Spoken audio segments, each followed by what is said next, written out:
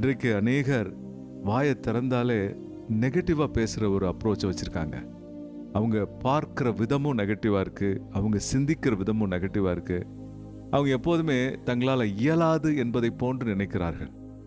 அன்பானவர்களே, தாவீது ராஜா இயலாது என்று நினைத்திருந்தால் இன்றைக்கு அவர் புகழ்பெற்ற மனிதர்கள் பட்டியலில் இருந்திருக்க முடியாது. அவர் ஒரு ஆடு மேய்க்கிற சிறுவனாக இருந்தார். குடும்பத்தில் உதாசீனப்படுத்தப்பட்ட மனுஷனாக இருந்தார்.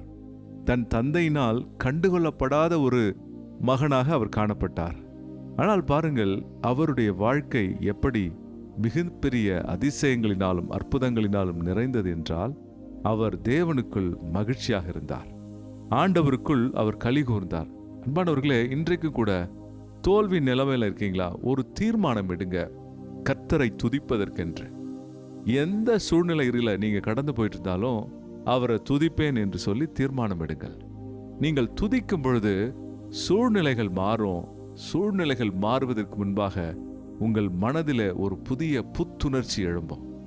அன்பானவர்களே, எப்படிப்பட்ட காரியங்களை நீங்கள் கடந்து போயிட்டு இருந்தாலும், என்ன பிரச்சனையோடு போயிட்டு இருந்தாலும், நான் ஆண்டவரை துதிப்பேன்னு சொல்லி நீங்க ஒரு தீர்மானம் எடுங்க.